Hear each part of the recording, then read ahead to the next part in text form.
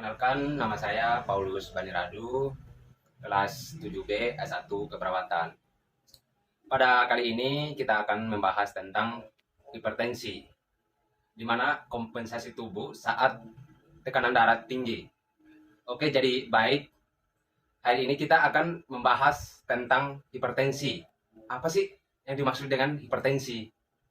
Hipertensi adalah suatu keadaan tekanan darah sistolik di atas 140 mm air raksa, dan dikatakan hipertensi jika darah lebih dari 150 mm air raksa. TDD, tekanan darah diastolik, dikatakan hipertensi kalau lebih dari 90 mm air raksa. Seperti yang kemarin kita pelajari ya teman-teman. Seperti kemarin yang kita pelajari ya, bahwa masukan darah sistolik dihasilkan dari kontraksi dari kedua ventrikel kiri maupun ventrikel kanan. Ataupun orang awam bilang tekanan darah sistolik. Nah, di mana sebutan pertama itu sistolik dan penyebutan kedua diastolik. Kemudian dicek, hasilnya adalah 130/70. 130 adalah sistoliknya, kemudian 70 diastoliknya. Sekarang bagaimana kompensasi tubuh ketika ventrikel seorang itu mengalami hipertensi? Ini adalah kompensasi fisiologis. Belum kita bahas mengenai obat-obatannya teman-teman yang mempengaruhi. Tetapi kita belajar mengenai bagaimana kompensasi fisiologi oleh tubuh itu sendiri ketika terjadi ketidaknormalan atau abnormalitas dari tekanan darah. Salah satu adalah seperti gangguan dari hipertensi.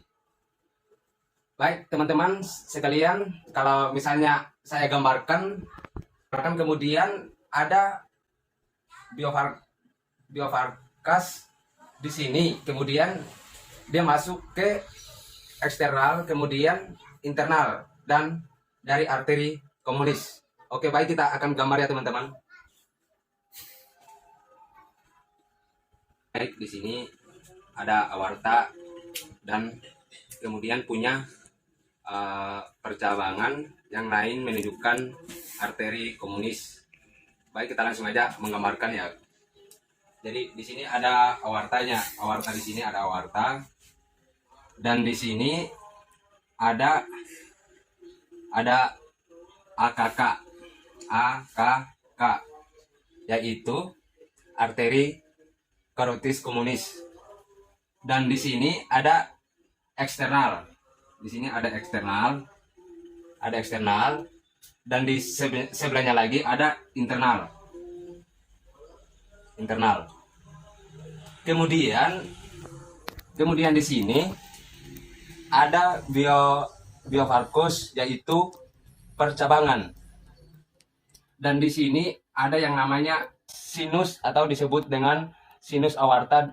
Di bagian sinus aorta itu ada suatu boraseptor yang di bawah nervus kranial. Baik, di sini ada paru-paru reseptor. Paru-paru reseptor di sini untuk memberi sinyal ke otak. Dan di sini ada nervus ke-10. Baik, kita akan langsung ke medula. Kita akan menggambarkan medula. Nah, di sini kan ada medula. Nah, yang pertama di sini ada VAC. Dan di sini ada VC. Dan di sini ada IC. Baik, nah di sini kan ada VAC atau disebut dengan cardiac accelerasi center.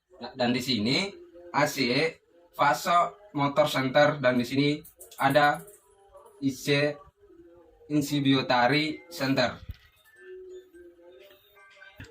Lalu bororeseptor akan masuk ke kardiak ke-9 ini. Maka terjadilah rangsangan ketika adanya rangsangan dari pembuluh darah aorta maka terjadi pemberian sinyal jika terjadi pelebaran. Baik, di sini kan ada VAC masuk ke jantung.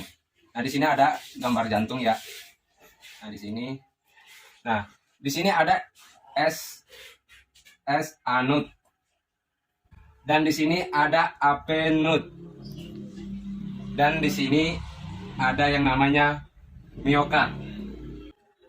Nah, apa yang terjadi di nervus nucleus, fructus spirinius di cardiac acceleration center yang akan mempengaruhi S anode dan AP node serta miokardium. SA anode dan AP node ada sel-sel yang berfungsi untuk memberikan suatu kontraksi pada jantung. Di situ ada namanya beta 1 adrenalis reseptor. Beta 2 adrenali reseptor ada ikatan dengan suatu norepinefrin. Ketika kalsium banyak masuk ke dalam S anode, AP node terjadi di polarisasi. Ketika terjadi di polerasi yang tinggi, maka terjadi potensial yang tinggi. Potensial yang tinggi adalah suatu hantaran listrik yang ada di tubuh. Ketika terjadi potensial aksi, maka terjadi peningkatan heart rate. Ketika terjadi peningkatan heart rate, maka terjadilah peningkatan cardiac output. Ketika terjadi peningkatan cardiac output, maka terjadi tekanan darah. Ya. Lalu di sini ada rumusan CV kali total varifer, yaitu resisten. Dan di sini ada CV kali CV, itu akan membuat hipertensi. Baik, kita akan menjelaskan rumusan tekanan darah. Itu merupakan hasil dari perkalian cardiac output kali total varifer resisten. Cardiac output itu dihasilkan dari heart rate dikali stroke volume. Itu akan membuat hipertensi. Hipertensi dia akan menstop S anode atau AP node dan miokard. Kontralitas hubungan dengan stroke volume hubungkan dengan cardiac output. Cardiac output di akselerasi center akan mempengaruhi miokardium. Miokardium akan membuat kontralitas semakin besar. Jika kontralitas semakin besar, maka mengakibatkan stroke volume. Stroke volume makin besar, maka meningkat cardiac output. Maka akan meningkat cardiac output. Cardiac output makin besar, akan meningkat tekanan darah. Maka hal tersebut tidak terjadi pada pasien hipertensi. Apa yang terjadi dengan non-epinefrin, dia akan menghalangi sehingga tidak terjadi. Baik, sekian penjelasan saya tentang hipertensi. Mohon maaf jika ada kekurangan atau salah kata, mohon dimaafkan. Terima kasih.